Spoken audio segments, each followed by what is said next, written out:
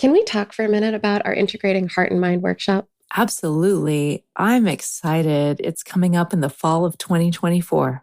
I'm so excited. We changed the format to make it more accessible to people with like work schedules and personal schedules. And so this time we're going to do it 3 hours on a Friday afternoon or evening, depending on where you're at, and 5 hours on Saturday for 2 different weeks in September. Yeah, it's so great. Like if you're finding yourself stuck in like sticky bad patterns or having communication issues or something like that, or if you want to just like get closer and trust yourself or your partner more, this is the workshop for you. Yeah, and individuals are welcome, couples are welcome. If you're interested in really thinking through how to serve yourself well inside of your relationships, then we've built a workshop that will support you in finding the ways that are just right for you. To sign up, head over to our website at whydoesmypartner.com/events. We hope you'll join us. Join us for our exciting new workshop, Integrating Mind and Heart, a brain-savvy workshop that transforms your relationships. It's this September 2023, and in this workshop, we'll help you explore what holds you stuck and to understand and experience how your wildly efficient brain moves fast to protect you when you sense danger. The skills and tools we cover in this workshop will help you develop practices that support your capacity to spend more time in those integrated states that promote relational connection. And when you put it all together, integrating all these new skills and practices will help you to explore more ease in your relationships, even in the sticky, hard moments that can derail an evening, a week, or even an entire relationship. If you want to get closer, say the things that usually go unspoken, and trust each other and yourself, this is the workshop for you. Learn more and register at whydoesmypartner.com/events.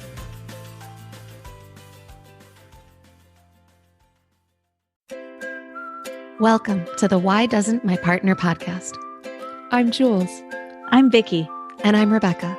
We're your hosts. We're also couples therapists and messy humans bumbling through our own relationships every day. We met through our training and practice of relational life therapy. Between us, we have more than 40 years of experience holding hard relational questions with our clients. We're going to bring those questions here. And together, we're going to take a stab at answering those questions.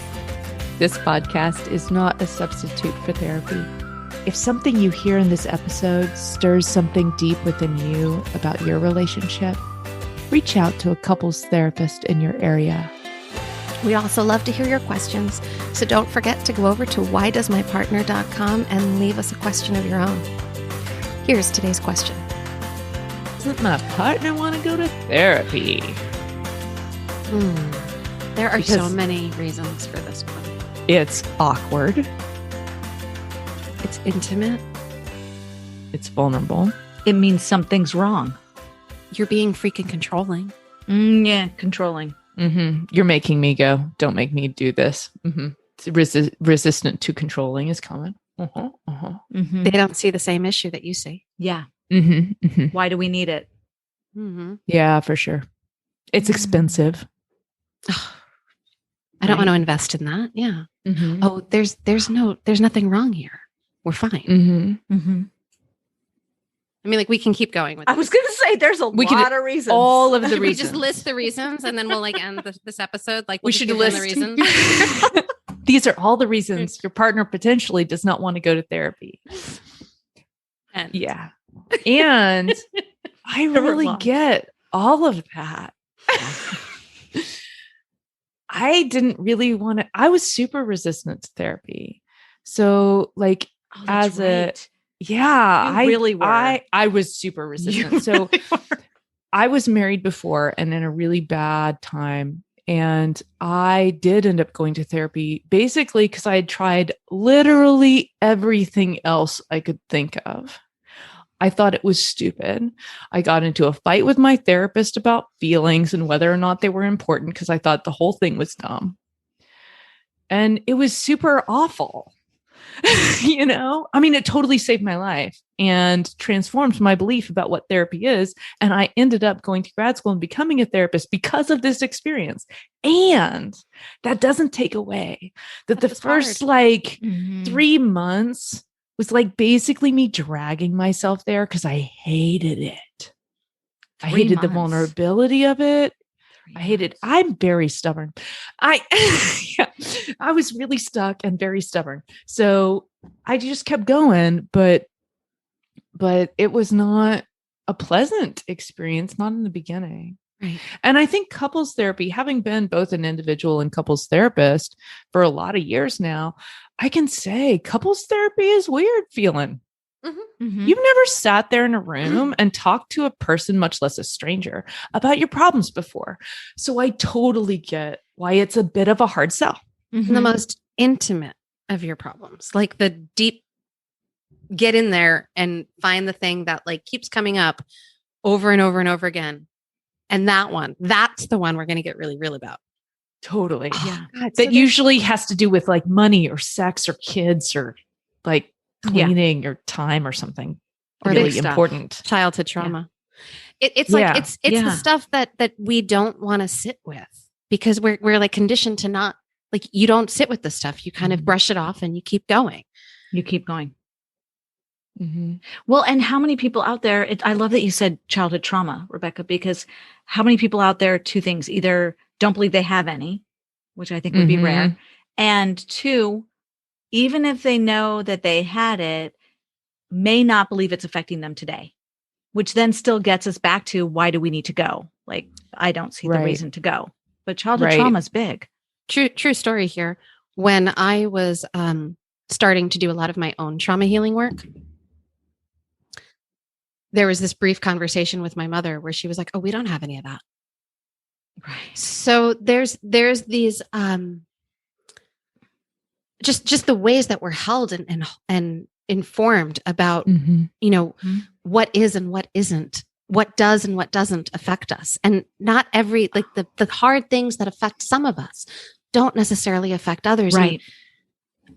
I love Jules Bonnie Badenoch's definition of trauma, where so much of this is about the parts of the hard things that happened to you that you had support in digesting. Right? Mm-hmm. What you didn't have to support to digest is the stuff that gets lodged in. Yeah, I think about trauma. I guess I have a unusual definition of trauma in that I'm really looking at it as how memory sits and is accessed in your brain. So I'm thinking about when it comes up, does it come up in a way that's already metabolized and understood and part of your narrative flow and probably, yes, has support somewhere in that story? Or is it affecting you in ways you may not be aware of? Or is it coming up and you didn't actually know that that was what was coming up, was these old learnings that were maybe black and white or really hard? Okay. And here they are. Yeah. I'm laughing because we were setting up an internet booster in the house last September, and I literally started to cry. So when you say comes up in ways you don't know, I looked at him and I said, he looked at me like I had 10 heads. And I said, I honestly don't know what this is about, because clearly there's no rational, logical reason to cry when you're plugging in an internet booster. Totally. And that could have been hormones, but probably we'd call it adverse childhood experiences. Yes. So there's a lovely study for anybody who doesn't know called the ACEs study, and that stands for Adverse Childhood Experiences. And what they found is that the health and social outcomes for people who have a higher ACEs score is really significant. Yeah. And these are things that our culture doesn't normally classify as trauma. So like a parental divorce is actually on the list. I can't think of other examples, right? Food scarcity is on the list. So there's lots of things that are on the list. If you don't know it, just Google ACEs questions and you'll see the we'll put study. a link to it in the show notes. Yeah. We'll make it easy. And the higher the score, the more likely of outcomes of like obesity and substance use and heart attacks and there's all sorts of a diverse issues, range of mental health and relational health and job health and physical health consequences. And it's the first really huge study that's actually putting this in tracking this in a way that's helping us understand we're not making this up. Right. That these things that are happening early in us affect the ways we see the world. And we don't have to call it trauma. Well, if your partner does not think they are traumatized, I would not use the word trauma with them. Mm-hmm. I shouldn't be trying to convince him that he's wrong. No. All the time. Like all the time. Losing strategy. Right. No, but it could be, hey, I want to make a relationship different or better or deeper. Right. Mm-hmm. And yes, there are things in our histories that may affect how our relationship is unfolding. Yes, we might look at those. Right. That is part of therapy. I'm not going to lie to you guys. We're therapists. We do a lot of looking back. Yeah. We look back a lot. You know what strikes me though is that we're talking about why doesn't my partner want to go to therapy? And we're not talking about what kind of therapy we're talking about here. Like, are we talking about couples therapy? Or are we talking about individual therapy? Or are we talking about family therapy? Because there's so many different forms and models of therapy and different kinds of therapists, right? Like maybe your partner doesn't want to go to therapy because they had a really shitty experience. Sorry. Maybe I shouldn't curse. You can totally say that word. So I can handle it.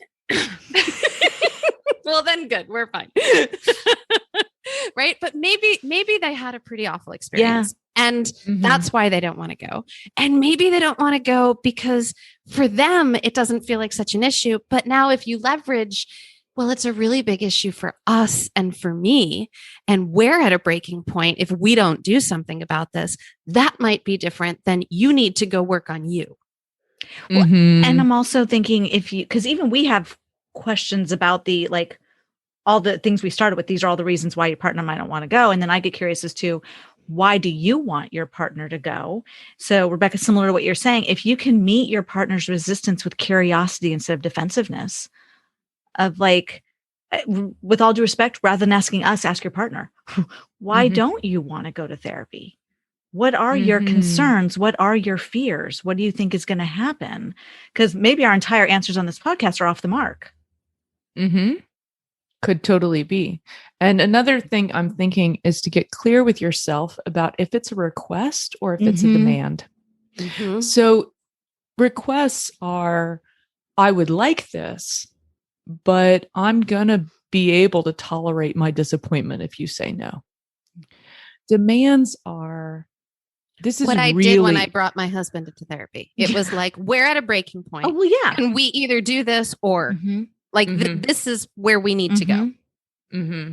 Yeah. And for some couples, doing weekly or ongoing therapy actually is not the best fit. My husband and I started going to therapy, not actually in a therapist's office. We went to Terry Real's Bootcamp.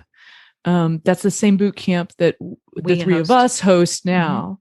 But my first one was with him, and I did drag him to this thing, and it was 2 days. So it was a 2-day commitment instead of an every week commitment. It was super transformative for our marriage.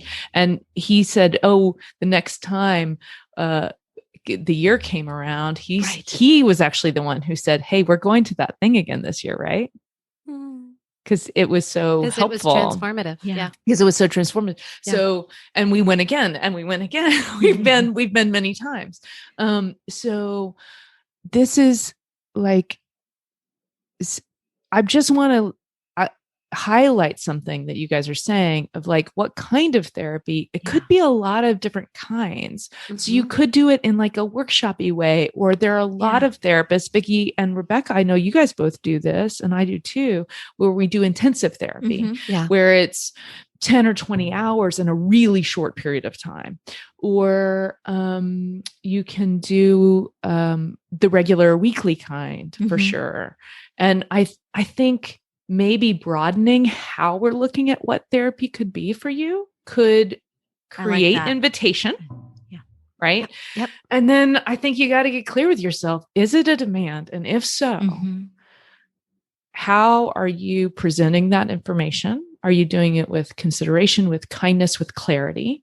And the other piece that was sticking out for me when I heard this question was, are you behaving congruently with your feelings? So if you're really unhappy in your relationship, are you acting happy?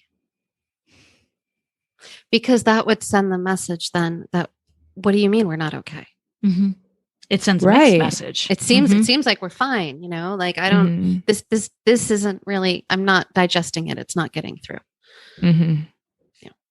Yeah. And it doesn't have to be that people go to therapy when there's something wrong. At this point, my husband and I go to workshops and intensives and things like that because we want to make our relationship better or deeper. It's not actually because something's wrong.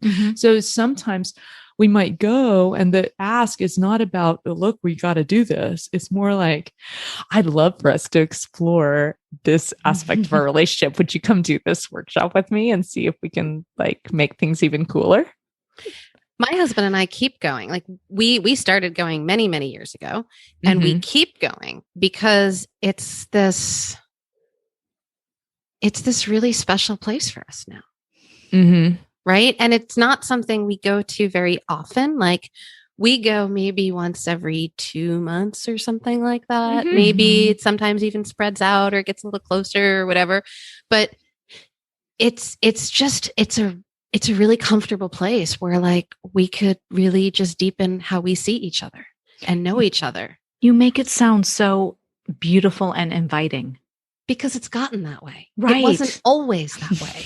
Right. It's super awkward at first, guys. Yeah. It really is. It's weird. It's awkward. It's weird. It's also uncomfortable and confronting. And you have to reckon with parts of yourself. Right. And once you do, we've cleared out a lot of stuff. You know what I keep thinking about? This is going to sound ridiculous, but I've been watching some YouTube videos lately and there's this commercial that keeps coming up. That's it's one of those YouTube block, get in your way commercials. And it's something like, do you know that the average person carries around 5 years of poop in their I'm thinking about that during this episode because I'm we carry around so much crap. Totally. And we need what a good analogy. That stuff out. We need to clear that stuff out. That is that's such a good analogy. That's so true. And once it's cleared out, it gets to a really beautiful place. Totally. And the Gottmans actually, I think, did a little bit of research on this. Did you know most people go to couples therapy about 6 years after they should have? Yeah. So if you're thinking it might be time for you to go, don't wait 6 years. Don't wait 6 years. Probably past time. It's probably already past time if you're even having the thought. And so what are you going to do? And my thought is, well, especially if it's couples therapy, if you think your partner needs to go to therapy, that's a different thing. Individual therapy, then, you can talk to them about what you're seeing that makes you think that, but them going to individual therapy is going to be their journey. I think also for individual therapy, a lot of people arrive there when they've hit a bottom. It might be a temporary bottom. It might be a bigger bottom. But we arrive there or we return there when we really need that kind of support. And so maybe they just haven't hit that place yet. Yeah. But if it's couples therapy, get clear with yourself. Is this a request or is it a demand? And start talking about it and make sure your behavior is congruent with how you're actually feeling. And do a check and see if you're trying to control something. Yeah. But don't act happy if you're not. That's what Jules means by congruency. Yeah. Yeah. Yeah. So I think that wraps up today's episode. Yep. Be well, guys. Bye-bye. That wraps up season 1 of the Why Does My Partner podcast. We'll be working behind the scenes on season 2 and enjoying some time off with our loves. Expect season 2 in mid-September 2021. In the meantime, do continue sending us your questions for future episodes. We have 2 new bootcamp offerings on the schedule, one in November of 2021 and one in February of 2022. Find more information and register to join us at whydoesmypartner.com. And while you're there, join our mailing list to be in the know when season 2 drops and all things Why Does My Partner.